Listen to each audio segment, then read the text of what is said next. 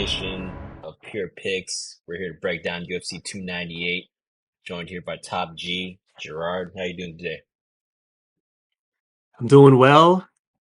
We could have had a big day, but we got a decent, okay day. Yeah, man. I'm super salty as well, so let's just get started. In terms of the recap, um, kind of like what we went over with Alex earlier in the best bets video. He went over some of his plays that hit, and we're here to go over the rest of the plays.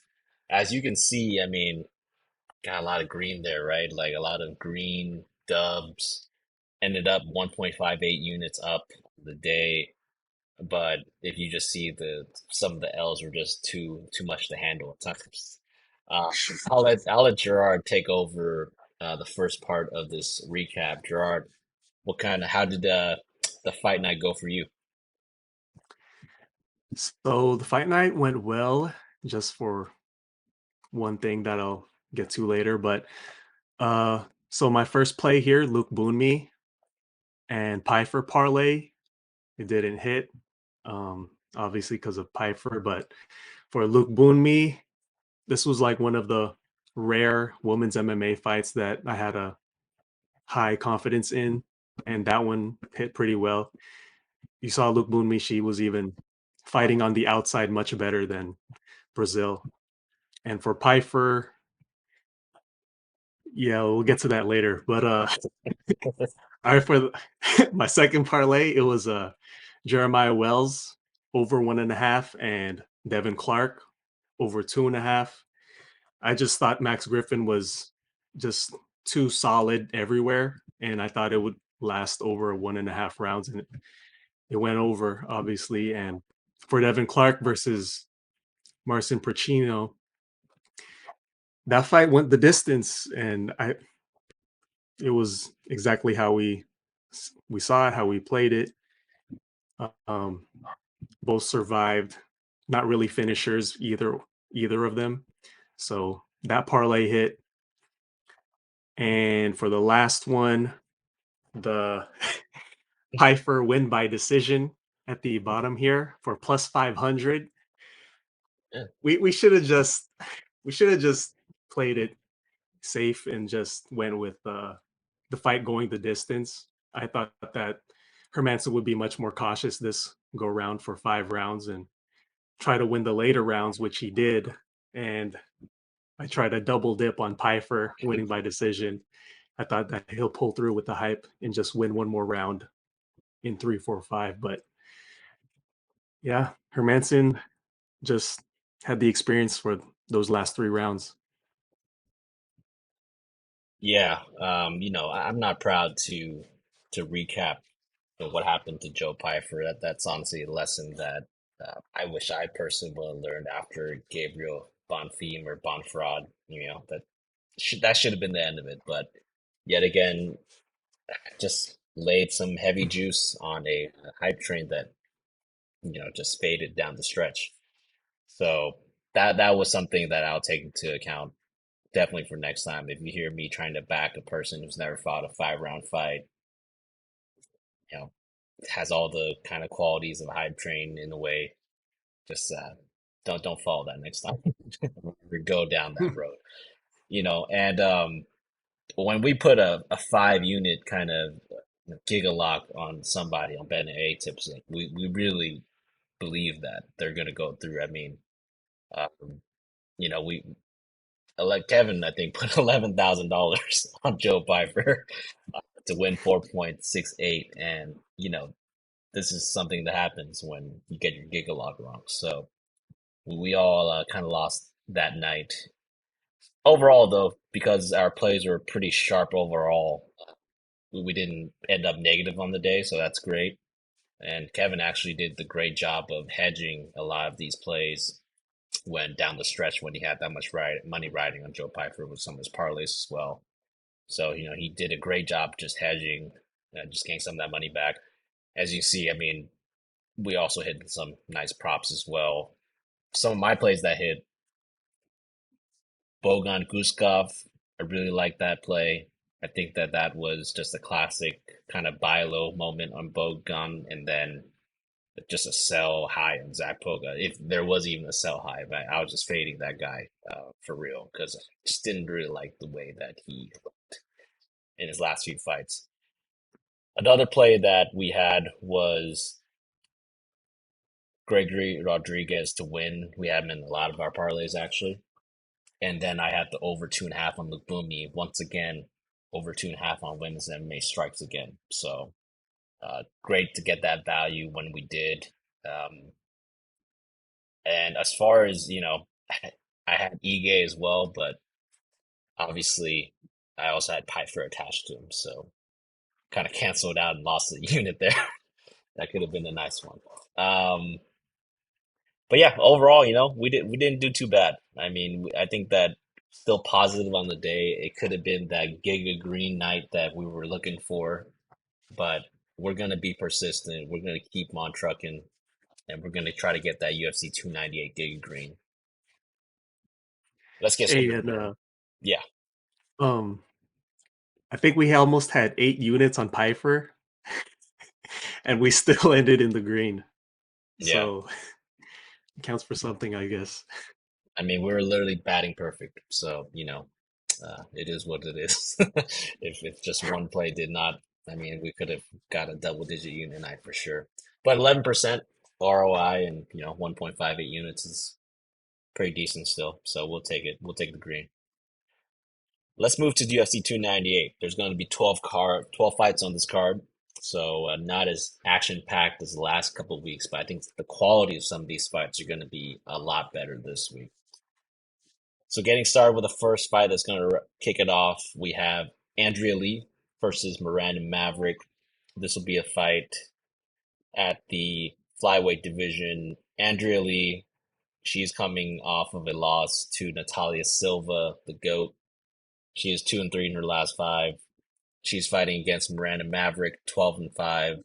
She is 3-2 in her last five, and actually coming off of a submission armbar against a win against Priscilla Kuchera.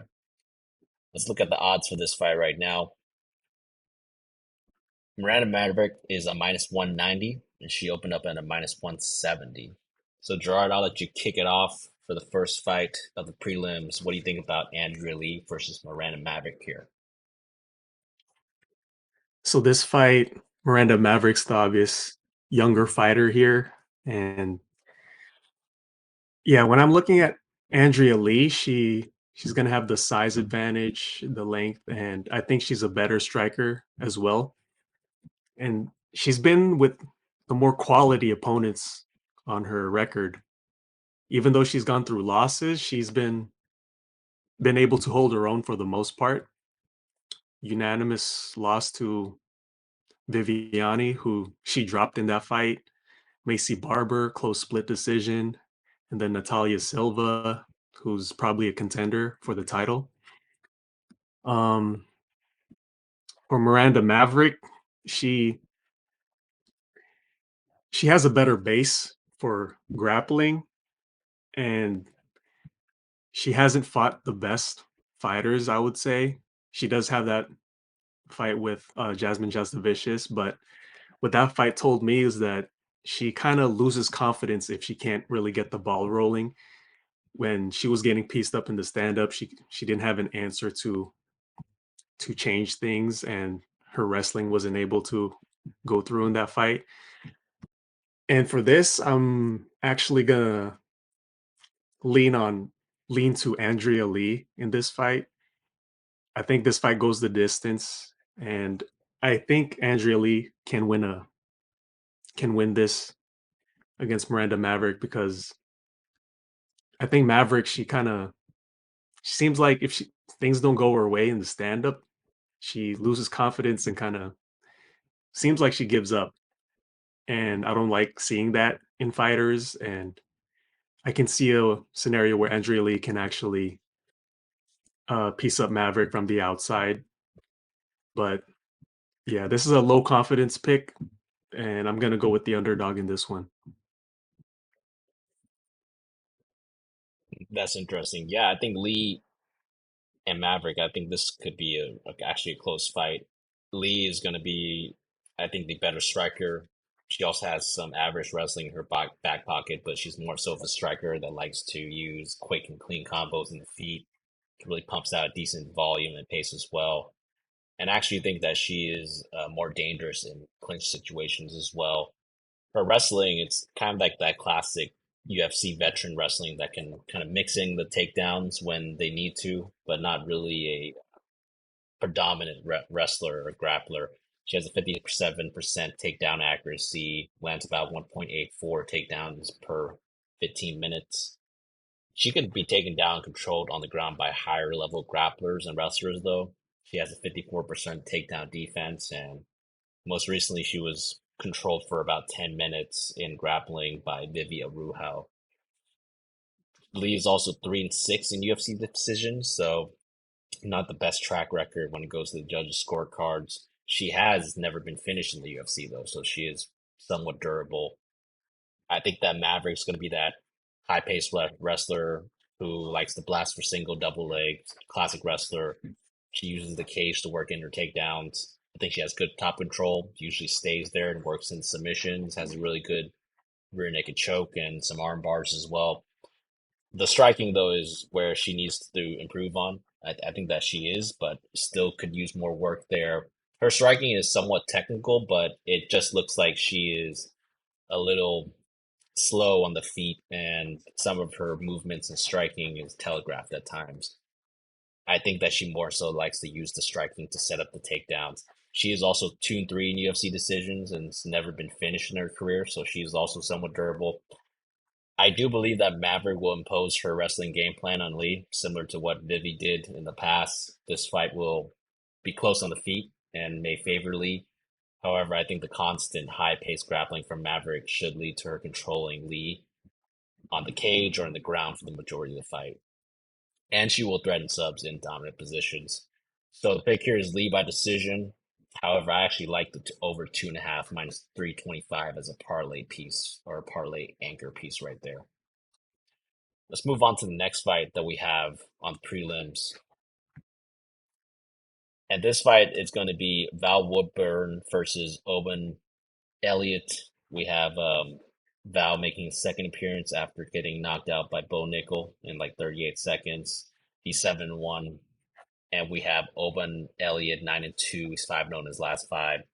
He's coming off a majority decision win on the Dana White Contender Series. So it's going to be his official UFC debut. Looking at the odds that we have for this fight, Elliott's actually a minus 310. So he opened up at minus 260. People were, I think, just fading Val Woodburn at this point.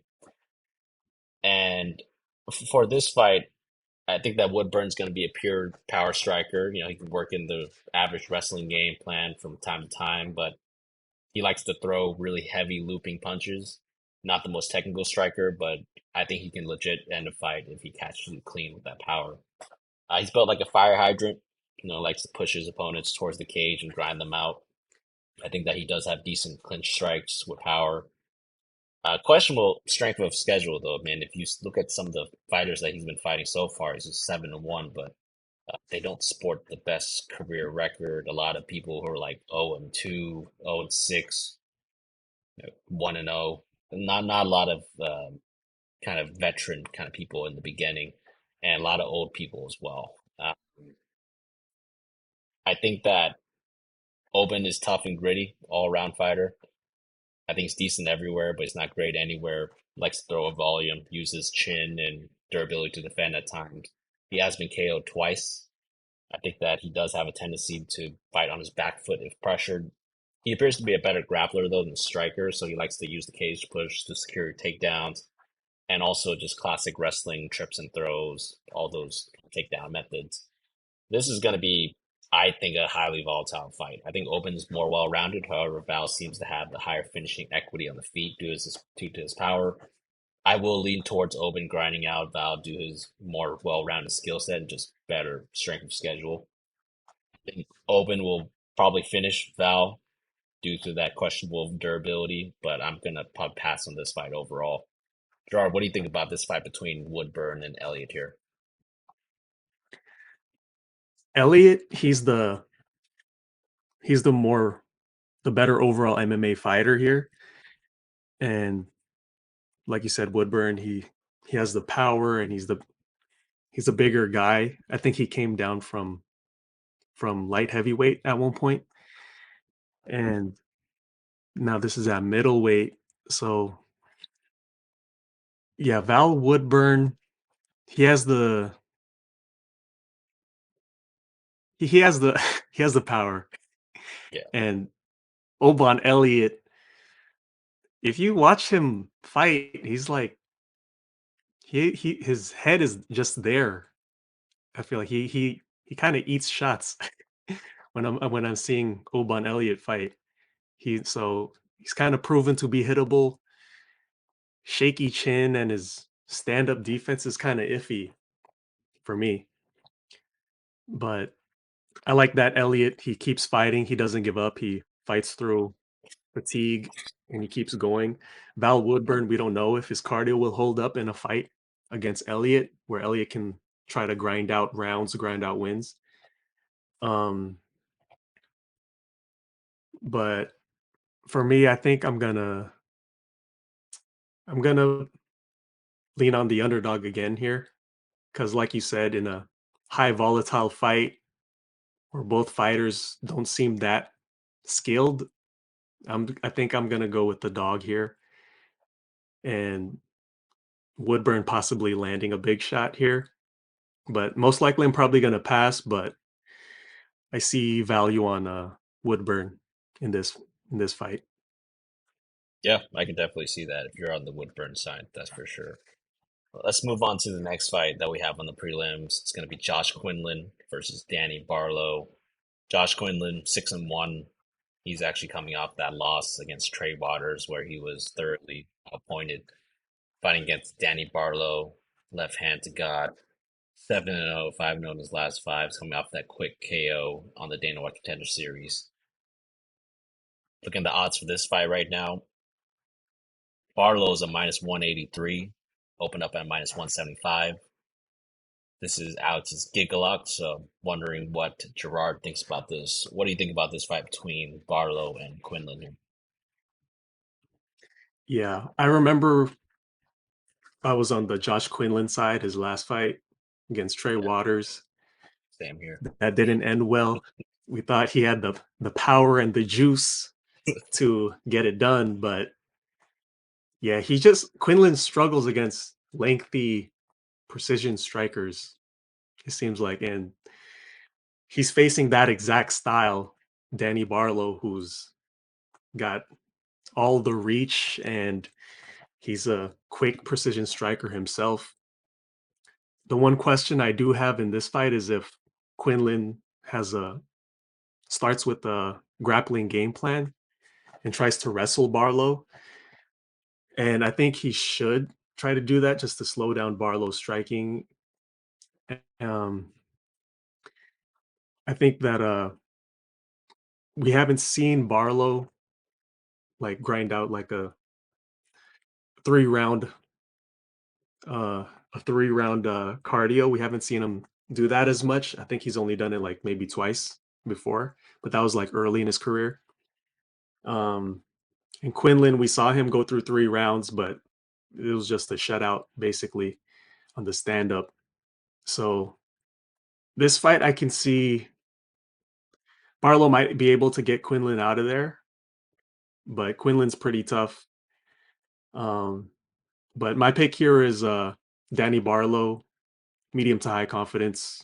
Just a stylistic nightmare, I think, for Quinlan.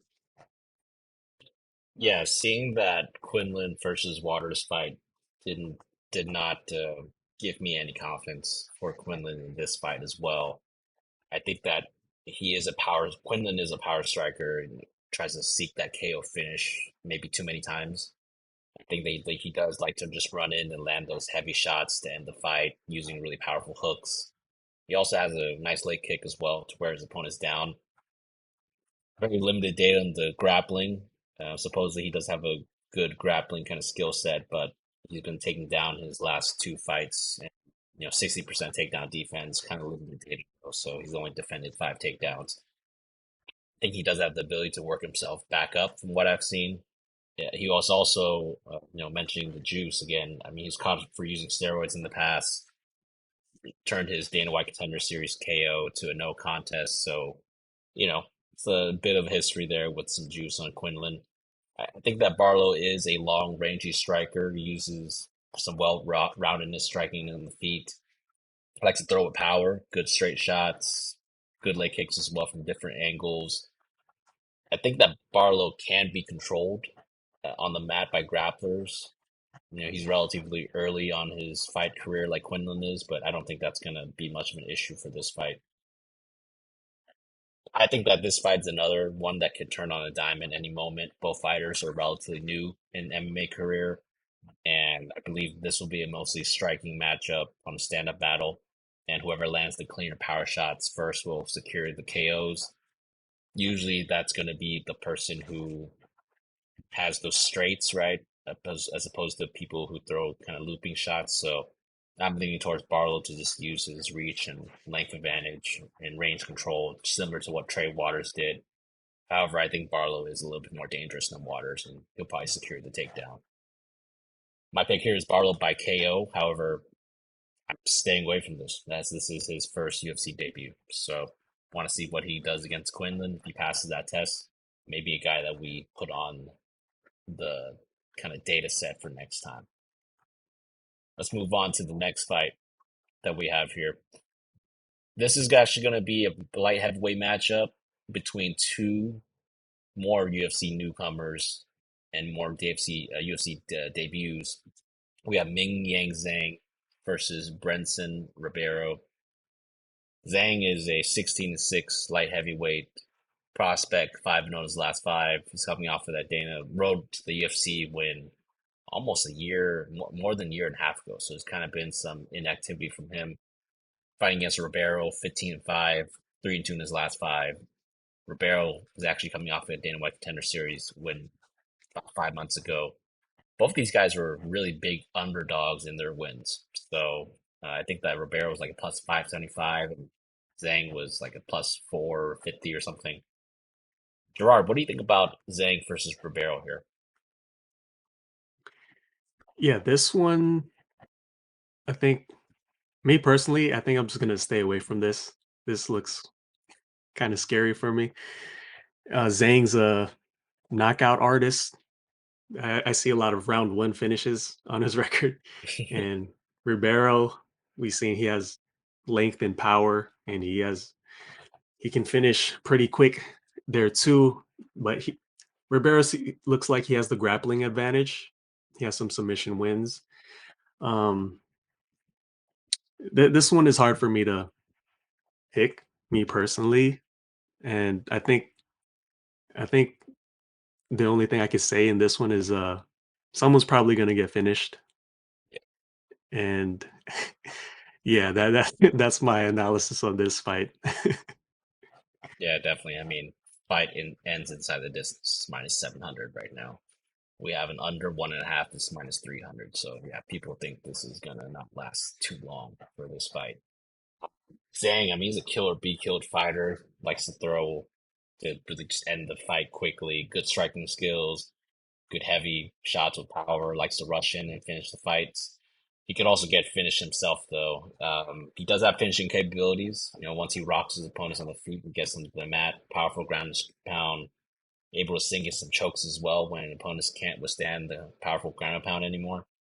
Ribeiro, I think he's a nice all offense kind of fighter as well. Likes to finish the fights quickly, nice leg kicks. He does have an 81-inch reach, so it's going to be a 6-inch reach advantage for Ribeiro. He does have some bad striking defense though. Can easily get KO'd himself. His grappling, good transitions, actually some good skills, but I think that if he does get taken down or in a situation where he's grappling, he likes to play guard at times, especially on bottom position. He does remain active, threatening subs, but he does seem to just accept that position at times. Yeah, this fight will end quickly. Like Gerard mentioned, I agree with him. I think both fighters just like to start really fast and throw caution to the wind. I will lean towards Zhang, as he just seems to be the more defensively sound of the two. So Zhang via KO is my pick. I'm leaning towards passing on this fight. I do potentially see some value in minus 300 under 1.5, but we'll see as the week goes on how much confidence I have in that play going forward. Moving on to the next fight, we have Rinya Nakamura versus Carlos Vera. Rinya is 8-0, 5-0 in his last five. He's coming off that decisive decision win over Fermi Garcia, fighting against Carlos Vera, 11-3. He is 4-1 his last five, and he's coming off of a submission victory about a year and 4 months ago on Fury fighting. So not in the UFC. This will be his UFC debut as well. I think that he was, if I remember correctly, he fought on the Ultimate Fighter, right? This guy? Hmm. Yeah. So I think he fought Yeah. maybe on like the most recent season. So, but anyways, this is going to be his kind of official UFC debut. Um, Odds for this fight right now, Brenya's a minus 1,200. So, and that was actually opened up at minus 900, by the way. So, full steam ahead for the Rinya train or the Vera Fey train, however way you want to look at it. Uh, I'm leaning towards more so that this is going to be the kind of hype train for Rinya. Good prospect, likes to wrestle and throw with speed, power, just great takedowns. I mean, some of this data might be a little skewed just because of his kind of limited record so far, but 4.23 takedowns landed, 85% takedown accuracy. I mean, he just likes to maintain the top control, as you saw in the Fernie Garcia win. His striking is good combo of speed and power, really good straight shots down the middle. So I think he's a classic kind of all around prospect for the UFC. Carlos, he's actually a quick twitch, 135er, has good movement, decent technique, and pop on his kicks. He can also grapple. I just don't think he's not necessarily the best wrestler. His takedowns need some improvement, especially at the UFC level. And he's another guy who likes to play guard. I think he has a tendency to prefer grappling exchanges, will accept bottom position, hunt for subs, has the kind of BJJ nerd tendencies in his game. Breno will most likely just dominate him in the grappling and wrestling department. I think most likely also get a ground and pound KO. So pick here is Rinya by KO. When I first saw it, it was minus 1,000. When I first broke this down, now it's minus 1,200. So um, I think this is one of those things where it's a parlay stuffer personally, but I totally understand if you don't think that that's a thing that you want to stick in parlays, right? Because you're not adding that much value to your parlay anymore, or even the play. But I could see myself just putting on just for fun. What do you think about this fight between Rinya and Carlos here, Top G? Yeah, I could see this could probably be like a steamroll of a win for Rinya. What I do see from Carlos, he does have that kind of a dynamic striking. He does some fancy kicks from time to time. Um, he is older though, and I guess that's kind of a running trend in this card. I think, yeah, I think Brenya's he just mixes it up good. He even has powerful strikes. Um, he's picky with his shoots for takedowns. And I just think Rinya's basically like the Bo Nickel of this division.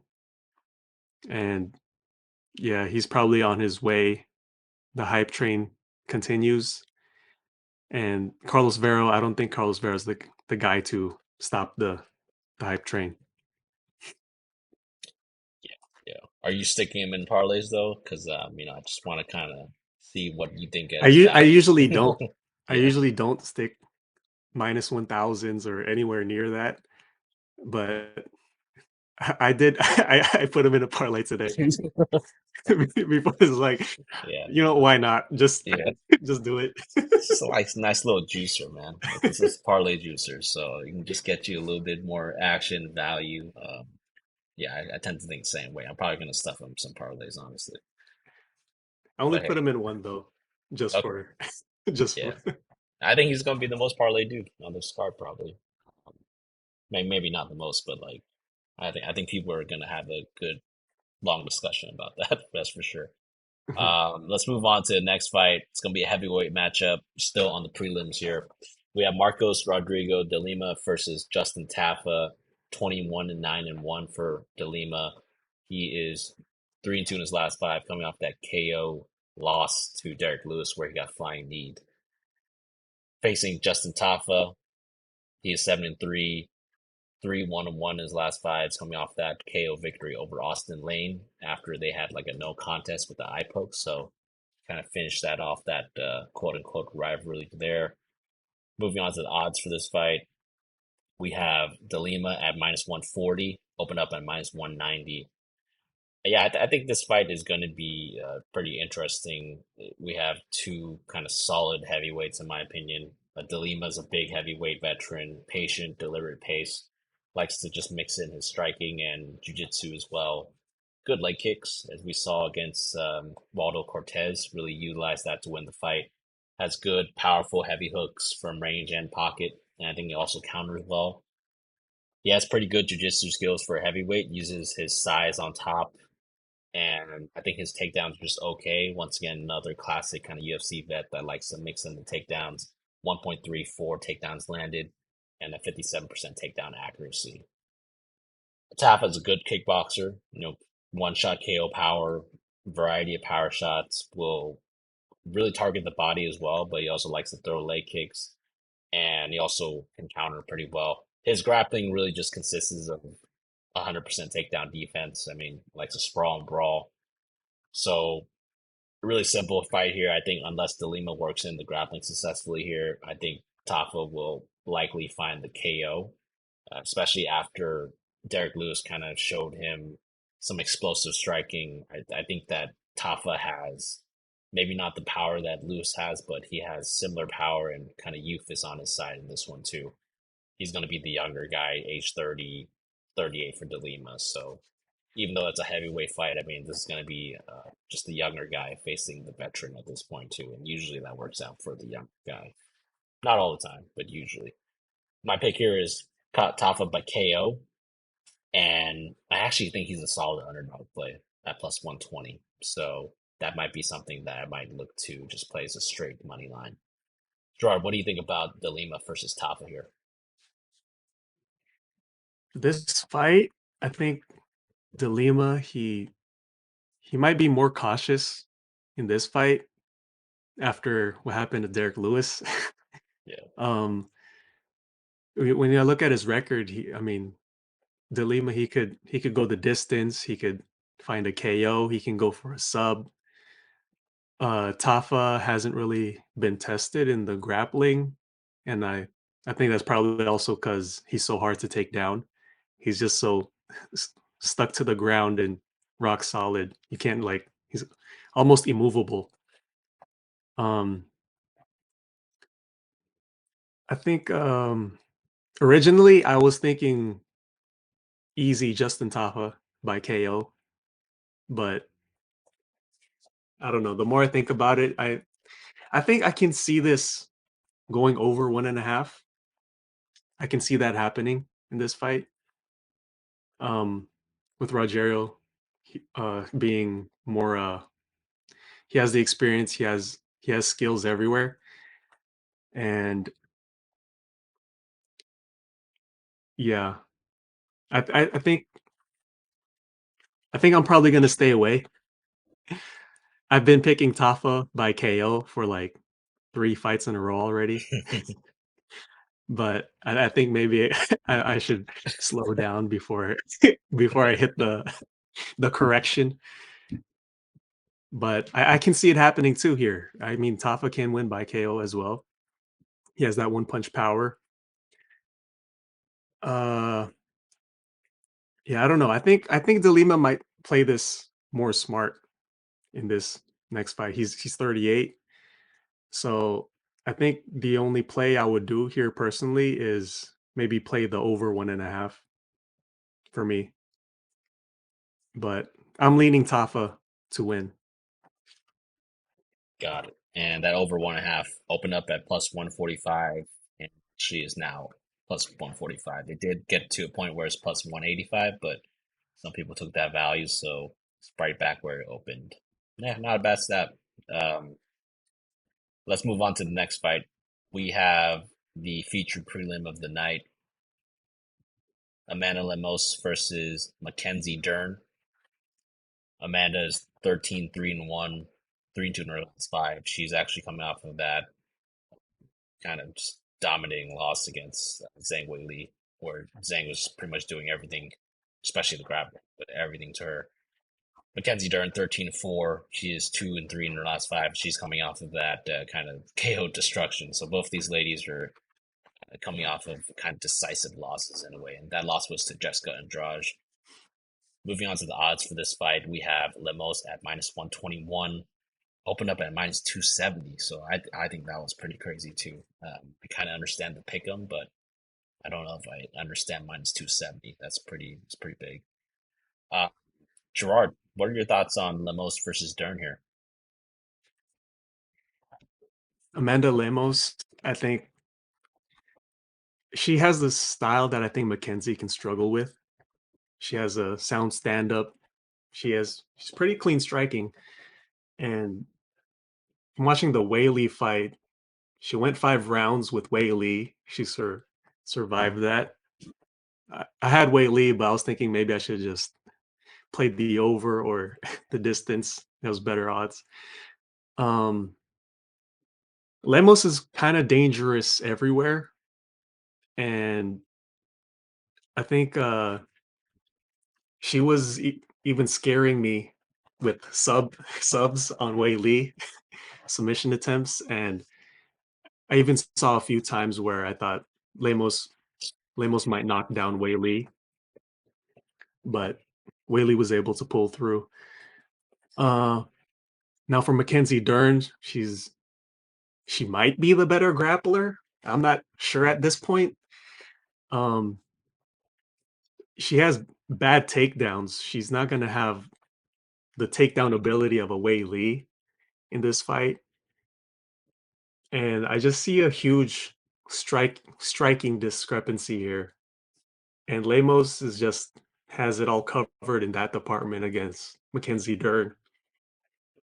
It looks kind of bad because Mackenzie Dern, she looks like she gets lost, and then she, when she's getting countered, going up against Lemos, that could end the day, end the night for her. So Lemos by KO might be a play for me here, but I think I'm just gonna do Lemos money line on this fight. I'm a medium to high confidence. Now I don't know because last time I had Mackenzie Dern, I picked Mackenzie Dern, and then I lost that one. Now this one I'm playing against her, and I've been on a little bit of a women's MMA hot streak. Hopefully I don't jinx it, but yeah, I'm gonna go Amanda Lemos here.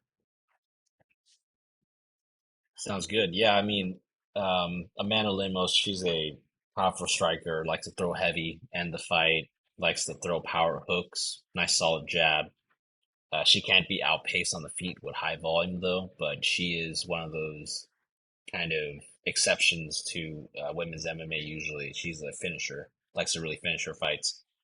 Decent jujitsu as well. I mean, she prefers to keep the fight standing, but she's able to cinch in some chokes when opponents are hurt on the ground. That's a 55% takedown accuracy and defense, though. So she, like you saw with that with Zhang Weili fight, she did get control on the ground and take him down. I think that the later the fight goes, Lemos has proven to have some declining cardio, though. We really saw that in that 5 round fight and even in some 3 round fights. I think that Dern, she does have some world class jujitsu skills, great credentials.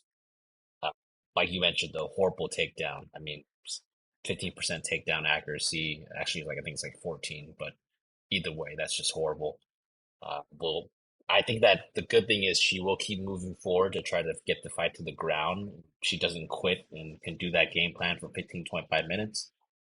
But as we saw, if you put her in front of some power, I think that that game plan might not work. It worked great against a person like Angela Hill, didn't work so well against Jessica Andrade. The striking is where she needs to improve as well.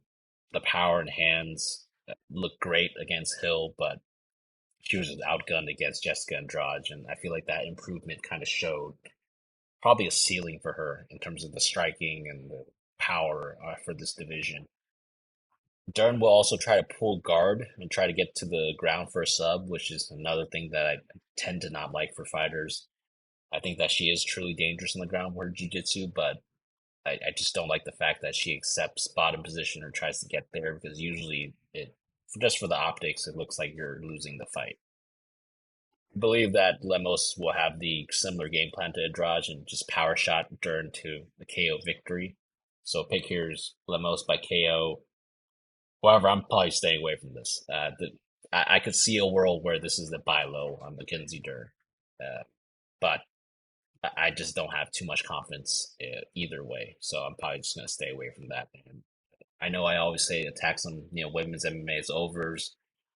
This one wouldn't touch it because I could see a Lemos KO and a Dern sub within the 15 minutes, so or within the 12 and a half minutes. So I wouldn't play that. Let's move on to the main card. So I think that the UFC did a great job of putting out a great main card for this fight card, and especially the first main card fight.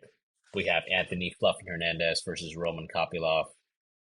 Hernandez, he's 11-2, 4-1 his last five. He's actually coming off that KO victory against Edmund Shabazian, facing off against Roman Kopylov, 12-2, 4-1 his last five, coming off of that liver punch KO victory against Josh Frem.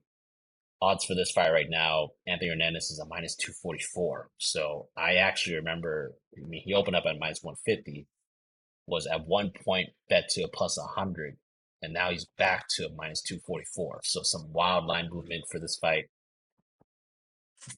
Starting off with Hernandez, I think he's a high paced grappler, wrestler, probably the best grappling pace and pressure in that division at 185. He does have some decent striking, likes to throw with high volume, working combos.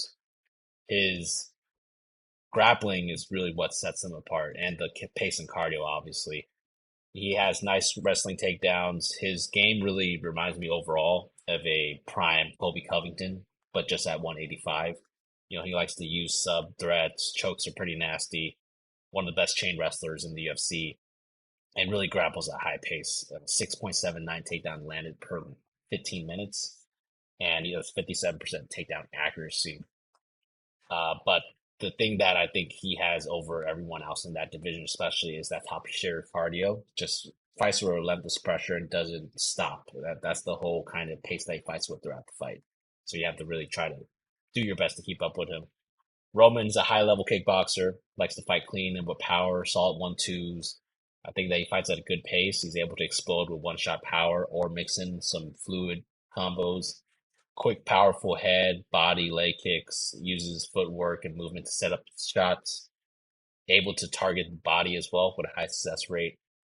And he has a 92% takedown defense, greatly improved since entering the UFC. I think he lost his first two fights via kind of just being grappled to death, but he's really improved in his last few wins. I do think that Fluffy will test Roman's takedown defense here and probably will succeed in finding a sub on Roman. So give me Fluffy by sub. I actually think Anthony Hernandez is a parlay piece. The under might be a decent play here as well, under 2.5, but I'm going to go with siding with Fluffy Hernandez here. Gerard, what do you think about Anthony Hernandez versus Roman Kopylov here? So I do like Fluffy Anthony Hernandez, but I also like Roman Kopylov. Kopylov. But yeah, Kopylov might not be a Kopylov here. And I think Anthony Hernandez, man, he mixes up striking and grappling pretty well. He is a cardio monster, and he could really put it on, wear down Kopylov's stamina with the grappling and just wear on him for 3 rounds. I could see that possibly happening. But Anthony Hernandez does have a one weakness, is that his fluffy belly. It might be soft enough for Roman Kopylov to attack that spot with kicks, knees, punches. Kopylov likes to. I like Kopylov's buried attacks, and he can knock out guys in many ways, not just with power with a punch, but like everywhere. He could knock you out everywhere in terms of striking. And for Kopylov, obviously his weakness is that the takedown defense, the grappling, but he does train Sambo with some Dagestanis, and you would hope that he would improve in that area. But just based off looking at both of these guys, I think I'm gonna have to side with the grappler here. And you would just have to hope for Kopylov that his grappling has improved. For Hernandez, I think we know what we're gonna get here. And I do like Kopylov dog odds though. It does look kind of juicy in this scenario, but I'm like reminded time again as early as the last card, Vera versus Petrosian. We saw what Mm. happened with a grappler and a striker there. So yeah, I think I'm just gonna have to side with Hernandez here, but I do see a way for Kopylov to find a finish, attack the body. But yeah, I'm kind of torn, but the pick here is Hernandez. Yeah, I think this will be a very divisive kind of fight that will be debated on MMA, social media, and everything.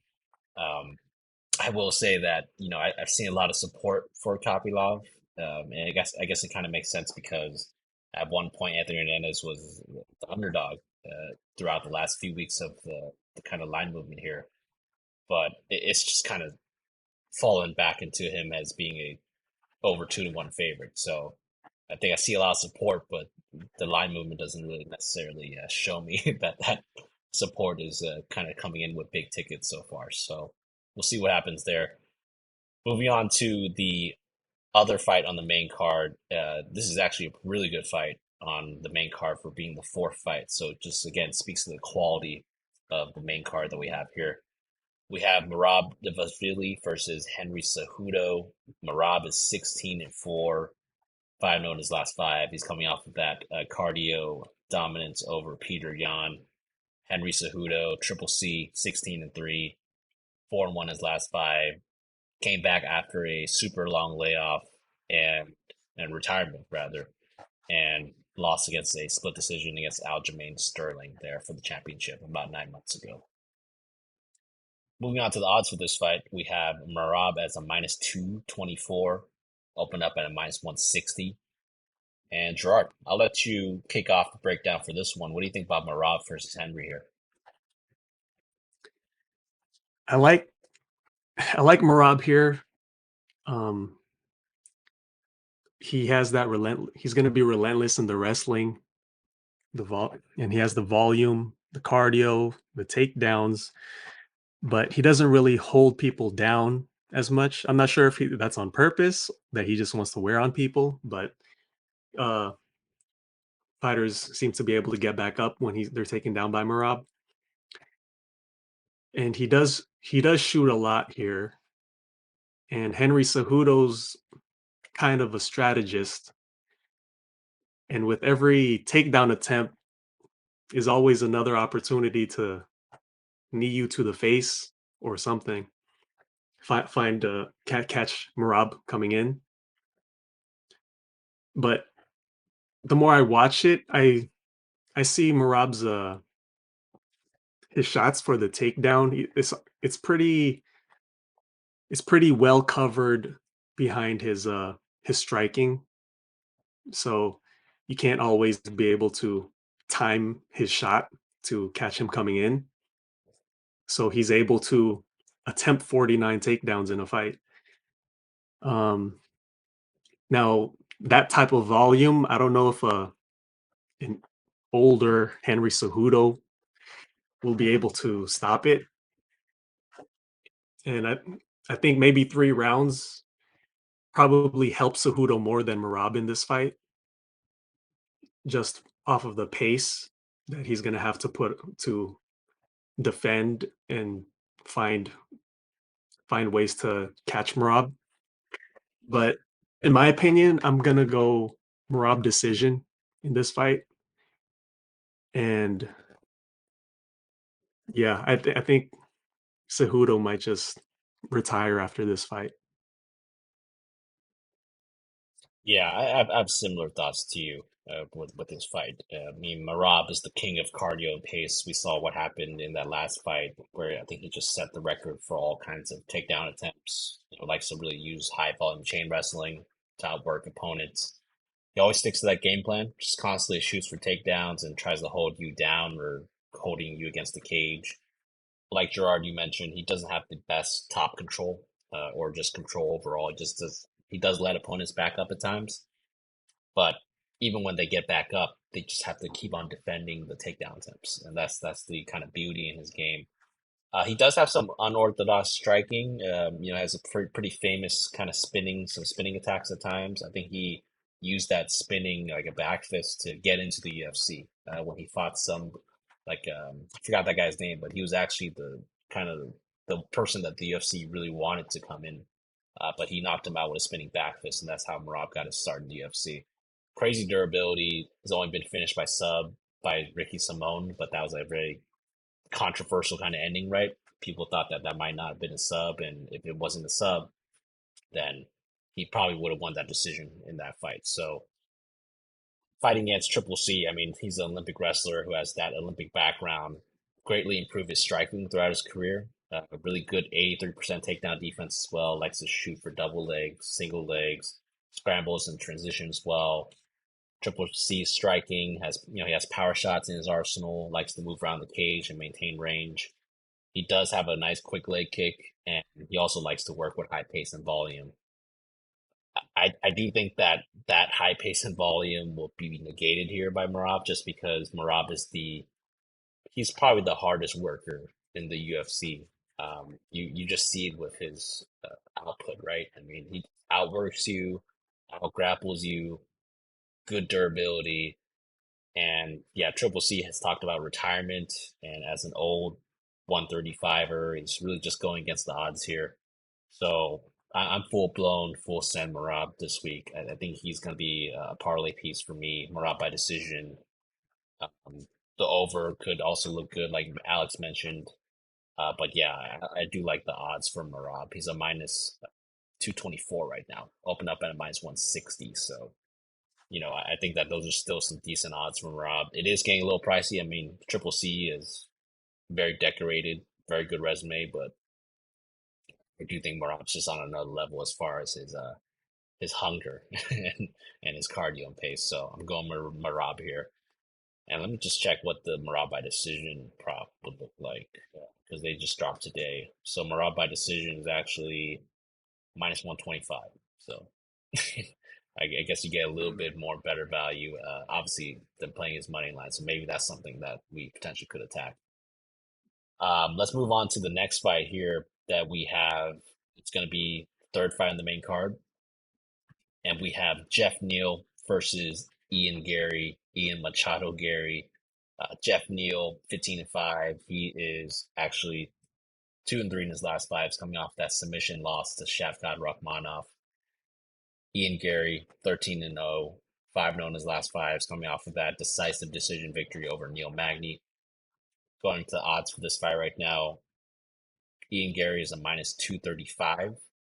And Gerard, I'll let you kick off this breakdown. What do you think about Neal versus Garry here?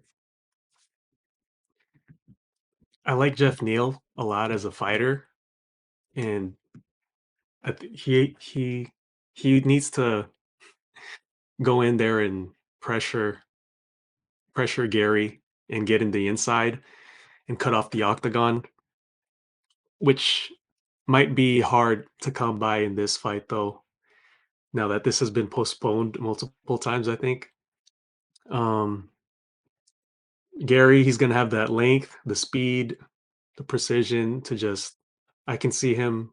I can see a way where he could just pick apart Neil from distance throughout the whole fight.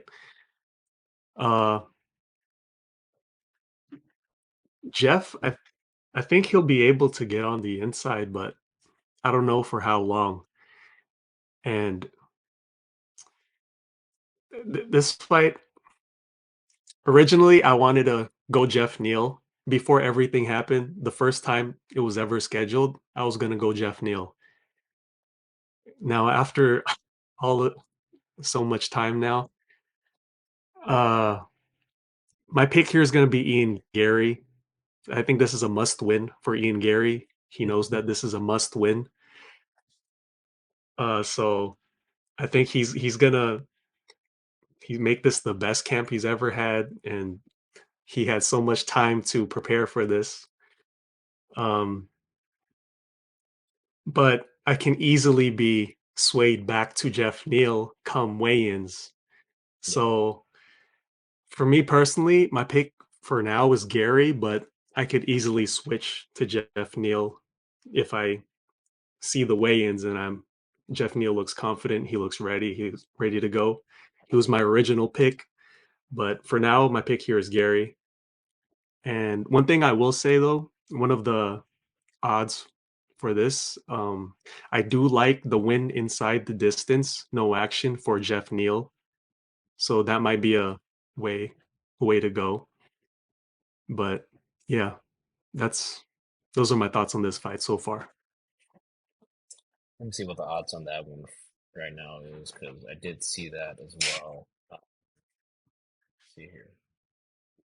So the odds for Geoff Neal wins inside the distance, decision no action is -110. So kind of even odds there.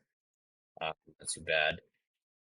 Yeah, I mean, I have similar thoughts to you actually on this fight. However, it's kind of just a reverse way of how which fighter we decided we wanted, not wanted, but kind of saw winning. So initially, I had Ian Garry winning pretty convincingly when the fight was first kind of matched up.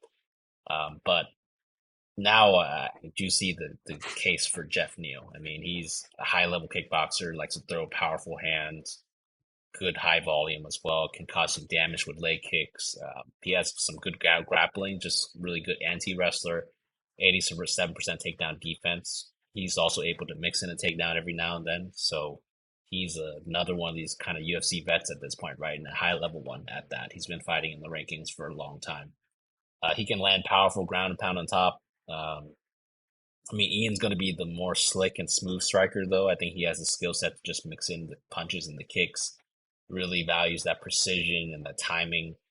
Not the most powerful guy in terms of the KOs, but he really has really good accuracy, really good flow through his combos, and he can attack all levels with the head, the body, and the legs. I mean, just look at what he did to Neil Magny, just chopped him up, and actually, they have a common opponent in Neil Magny, right? And Geoff lost to Neil Magny via decision, so that's something that we need to take into account too. Ian pumps out great volume, good accuracy, can just be really overwhelming offense for most people. His striking defense, though, is something that needs to improve. He leaves his chin open and exposed as he backs up, attempts to counter and strike. I mean, this guy was almost KO'd by Song Kanan, so it is very possible that he can get KO'd in this fight or maybe the next fight that he takes. Ian did show some good recovery and durability. Came back in that Song fight and KO'd Song himself. And he also has a background in judo. I mean, able to mix in takedowns as well when his opponents are worried about the striking. I do believe that ultimately Ian will be able to outpoint Neil for 15 minutes. I think that Neil could finish Ian with his less than average striking defense. So even though the pick here is Ian by decision, I'm most likely staying away from this. I really like the Vicente Luque matchup for him a lot better. I thought he was a potential parlay piece in that one. In this matchup, though, I think that Neil is a worse matchup for him just because of Neil's power and that could cause the lights to go out quickly for Ian Garry at any time. So Ian by decision, but I'm most likely staying away from this. And just on another note, too, I mean, with all the stuff that he's been going through uh, with his personal kind of issues, it just leads me to have less confidence in overall, right? Because he should have fought in UFC 296 backed out, and that was not a good look. So I just have less confidence in him overall going forward. Moving on to the co-main event of the evening, we have two UFC veterans in the UFC middleweight rankings: Robert Whittaker versus Paulo Costa. Robert Whittaker is 24-7, 3-2 in his last five, coming off that KO loss to Dricus du Plessis, who is the champion of the division right now. Paulo Costa, 14-2, 3-2 in his last five, coming off of that decision victory over Luke Rockhold. That was about a year and a half ago, so this guy's been pretty inactive. Looking at the odds for this fight right now, Robert Whittaker is minus 273, opened up at a minus 300. There was some slight dog action taken on Whittaker, or on Costa actually, in the last few weeks, but it has since kind of come back down to where the opening odds were. Yeah, I mean, this fight is also another one that I think could be difficult to predict because we could have a kind of a declining Robert Whittaker and a Paulo Costa who might not want to fight in the UFC anymore or MMA anymore. So I think a lot of things could actually happen in this fight now that I think about it. Bobby Knuckles, I mean, he's a top tier karate style kickboxer, likes to use his quickness and technique to just outclass his opponents. Beautiful technique on the feet. He's really light on the feet as well, moves well in the cage, uses great head movement, has a great 1 and 2, really like a kind of a one and then a body kick or leg kick or head kick. So really explodes into his splits as well.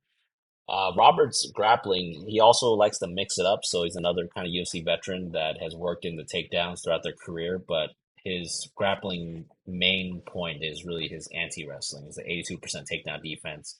Actually, a pretty hard guy to control on the ground.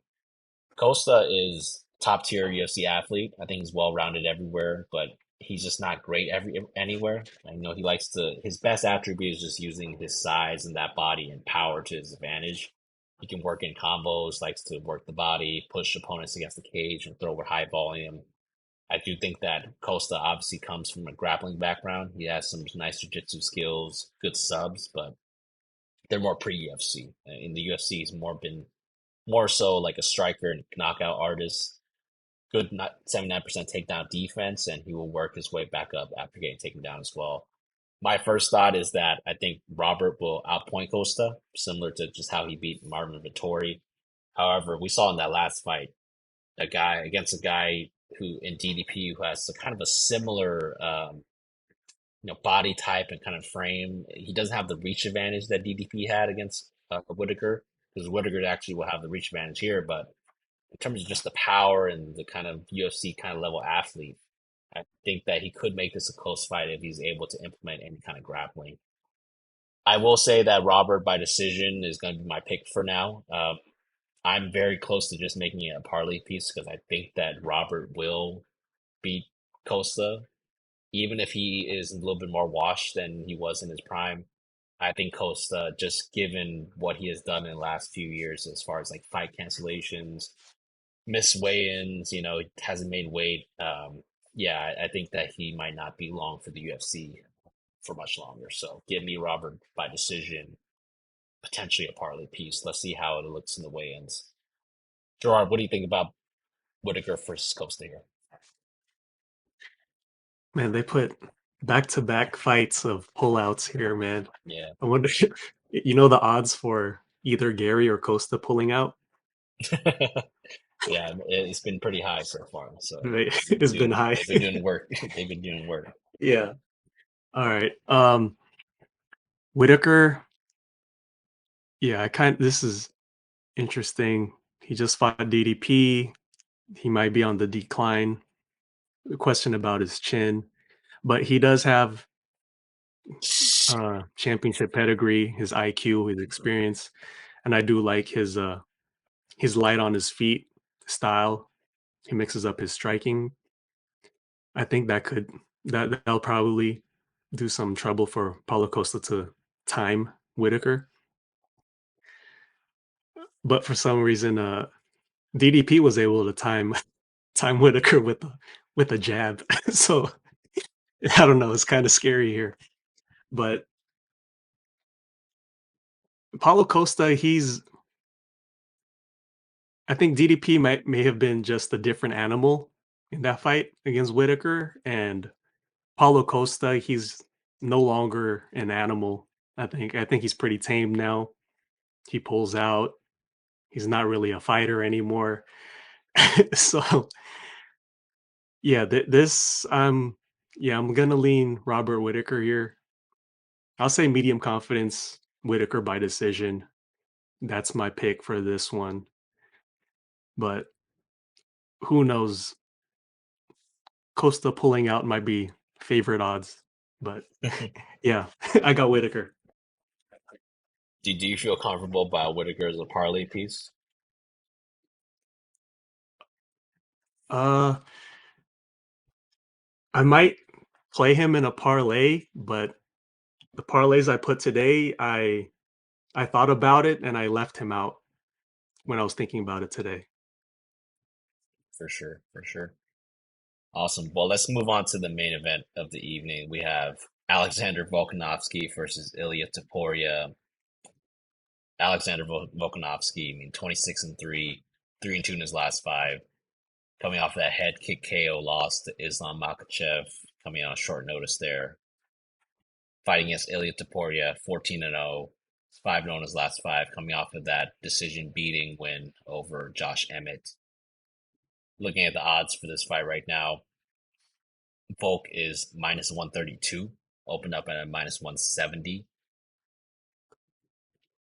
Yeah, I mean, this will be I think, an interesting main event. Gerard, I'll let you go ahead and kind of start first as well. What do you think about Volk versus Topuria here?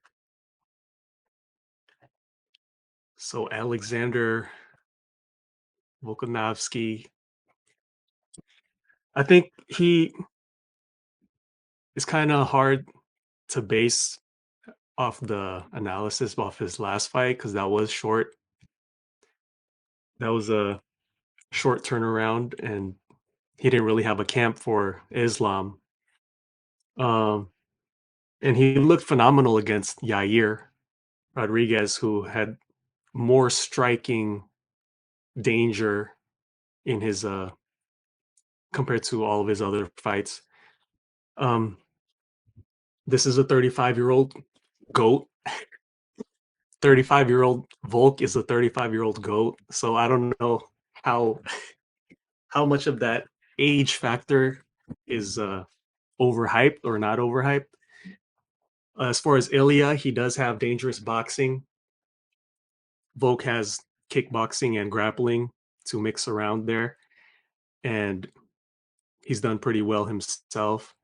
Topuria, the question is if Topuria, for me, is if Topuria can land that big shot with that dangerous boxing he has. And against Volk, I don't know. That I'm still not sure if he can land a big shot on Volk, even at 35, because Volk has been in there with Max Holloway multiple times. He has experience against great boxing, but Topuria does have the power. So I'm still not sure though if Topuria can land that big shot. And when I compare these two, I'm looking at Topuria's his record, and I'm not sure if he has a win or a fight that has prepared him for 5 rounds with Volk. And I'm curious to see what Topuria's plan B will be if he can't land that big shot. Because if it's just that shot and one and done, then it might be Volk might just walk away with the belt again. And originally I was leaning Topuria, but I think I'm flipping back to Volk at 35, even though this goes against my initial thoughts on this fight.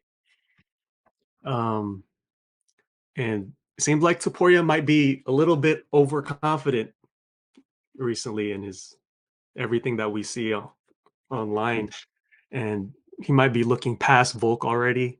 So that's not a good thing to see. especially when you're going up against not your average 35-year-old. Um, for me personally, I think I'm leaning Volk, but to be honest, I'm probably gonna just pass on this fight because I wanted to pick Topuria, but I don't know. Just comparing everything and analyzing this, I'm leaning Volk. And if I were to play this, I think the only play I would play is maybe do the over 3.5 or the distance. But if you can find the over 2.5 line, then I might play that instead. But yeah, for me, it's hard for me to cap this fight. But I'm leaning Volk on this one. Yeah, that makes total sense. I mean, just from the plays and odds perspective, I think that if you're on the Volk side, I think that Volk by decision at plus 235 or Volk plus one, I mean, not Volk, but fight goes the distance at plus 135. I think both of them are kind of solid, more solid options than even just doing his money line at minus 131 right now. So he gets some plus odds because I don't see Volk finishing Topuria. I mean, he could, but I don't. I personally don't see that happening. So I think either one of those plays could be maybe a better way to play him than his money line right now.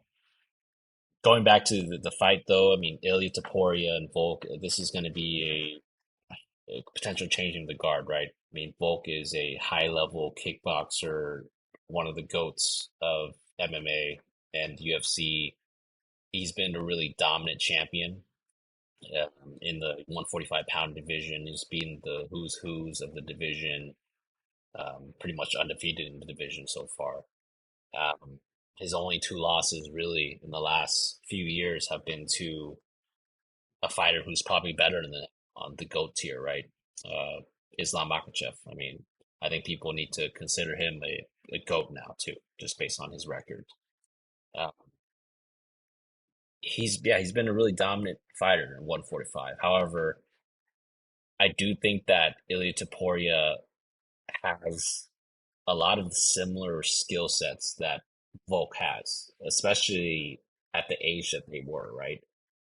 And that age, I do think it is going to heavily factor into this fight because what I saw out of Ilia Topuria, and the reason why he's going to be my pick, by the way, is that I think I saw enough in that Josh Emmett fight to where I saw him not tire out after 3 rounds, and I mean not after 5 rounds, and I just feel like he was still on a good constant pace, even all the way up until the end of the fight.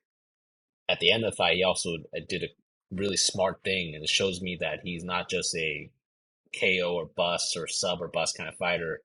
He actually was taking down Josh Emmett in round 5 because he knew that, hey, Josh still has some KO power, KO knockout artist. Let's just take him down and control him for like half a round, wear away his power, and then just lock in the decision dub, right? So that's something that it shows me that this guy has a really good game plan as well because he was outstriking Josh all 4 rounds, and then round 5, he just decided to say, you know what, let's just grapple this guy a little bit and get the easy dub. So I think that just aside from their skill sets, there is one key difference, though. I think Volk, he does implement a lot more kicks into his game, and Ilia looks like he's more so just a boxer. So if Volk can just stay on the range and stay on the outside with his quickness and speed, and I think he could potentially win a decision. But I think that there just comes a point in time where fighters start to fall off, and we've been kind of seeing that with Alexander Volkanovski, unfortunately. And that was at the 155-pound division, by the way. I know it was coming off of short notice, but going back down to another weight cut at 145, usually that leads to less durability, less chin.